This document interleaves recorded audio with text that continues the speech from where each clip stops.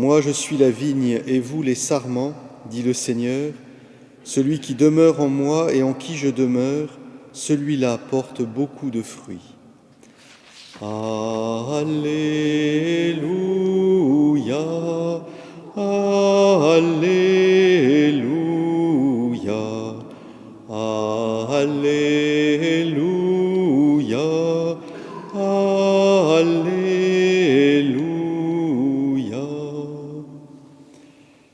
Le Seigneur soit avec vous. Évangile de Jésus-Christ selon saint Luc. En ce temps-là, comme les pharisiens demandaient à Jésus quand viendrait le règne de Dieu, il prit la parole et leur dit : La venue du règne de Dieu ne se laisse pas observer. On ne dira pas : Voilà, il est ici, ou bien il est là. En effet, voici que le règne de Dieu est au milieu de vous. Puis il dit aux disciples : Des jours viendront où vous désirerez voir un seul des jours du Fils de l'homme, mais vous ne le verrez pas. On vous dira : Voilà, il est là-bas, ou bien voici, il est ici. N'y allez pas, n'y courez pas. En effet, comme l'éclair qui jaillit illumine l'horizon d'un bout à l'autre, ainsi le Fils de l'homme, quand son jour sera là. Mais auparavant, il faut qu'il souffre beaucoup et qu'il soit rejeté par cette génération. Acclamons la parole de Dieu.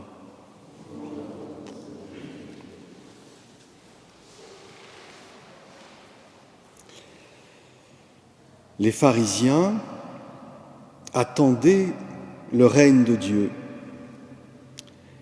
Ils attendaient ce règne de manière politique, cosmique, mais de manière visible.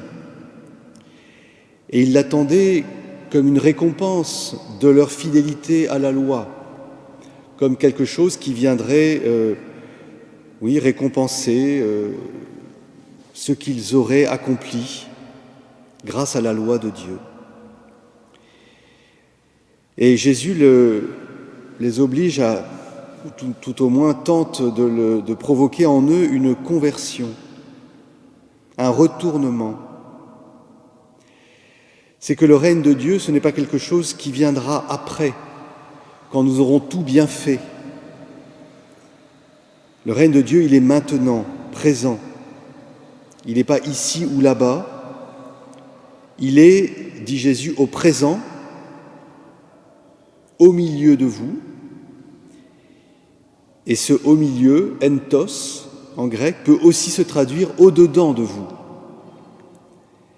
Et c'est maintenant. C'est maintenant parce que Jésus est présent au milieu des pharisiens. Ils ne s'en aperçoivent pas d'une certaine manière, qu'en Jésus, le règne de Dieu s'est approché. Donc Jésus est au milieu des pharisiens et ensuite il va parler aux disciples, il est au milieu des disciples et il sera dans les disciples, puisque c'est bien par l'Esprit Saint que la vie de Jésus passera dans ses disciples.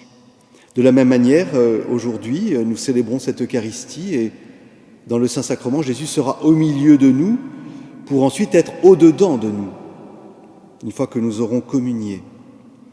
Et c'est ainsi que le règne de Dieu est véritablement aujourd'hui au-dedans de nous. Et donc il n'y a pas à l'attendre, à le guetter, à courir d'une paroisse à une autre en espérant que là, ça sera mieux.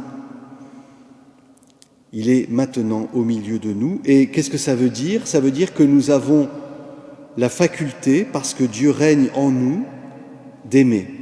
Nous avons la faculté de vivre la charité fraternelle. Nous avons la grâce pour cela. Il n'y a pas à se demander si on va recevoir la grâce nous est donnée en plénitude et c'est à nous de la mettre en œuvre. Et c'est ainsi que, par l'Esprit Saint, qui nous a été donné, la charité de Dieu habite en nos cœurs. Mais cette charité, à mettre en œuvre, cela ne va pas de soi parce que ce n'est pas visible. Il n'y a pas de signe qui viendrait nous consoler, qui viendrait nous réconforter. Vivre la charité, cela peut aller jusqu'à verser son sang, et c'est pour cela que la chasuble, le jour des fêtes des martyrs, est rouge, parce que le rouge, c'est la couleur à la fois du sang et de l'amour. Et c'est pour cela que Jésus se retourne vers ses disciples en disant « Mais des jours viendront où vous désirerez voir un seul des jours du Fils de l'homme. » Parce qu'effectivement, au terme de l'histoire, il y aura, de manière visible et éclatante d'un bout de l'horizon à l'autre, la venue du Fils de l'homme. Ce qui est caché, ce qui n'est pas encore visible, mais qui est déjà présent, eh bien, éclatera au grand jour. Et les disciples qui seront en butte aux persécutions, les disciples comme nous qui traversons des temps d'épreuve, nous désirons voir de manière éclatante ce règne du Fils de l'homme, mais nous ne le voyons pas. Et en même temps, dans la foi, nous avons à mettre en œuvre la présence du royaume et à entrer comme Jésus dans son chemin d'humanité, son chemin de croix. Il faut que le Fils de l'homme souffre beaucoup et qu'il soit rejeté par cette génération. Ce « il faut » qui est la logique à la fois du péché qui s'oppose à l'amour, mais c'est aussi la logique de l'amour qui doit aller jusqu'au bout. Ce « il faut », c'est aussi un « il faut » qui s'applique à nous, les chrétiens, les disciples de Jésus. Il faut que nous souffrions beaucoup et que nous soyons rejetés par cette génération. Et nous le pourrons parce que nous vivrons déjà du royaume présent au milieu de nous, au milieu de chacun et au milieu de nous tous, réunis en communauté, réunis dans la communion. Demandons au Seigneur de nous donner la plénitude du royaume pour que nous puissions en vivre dans la charité fraternelle. Amen.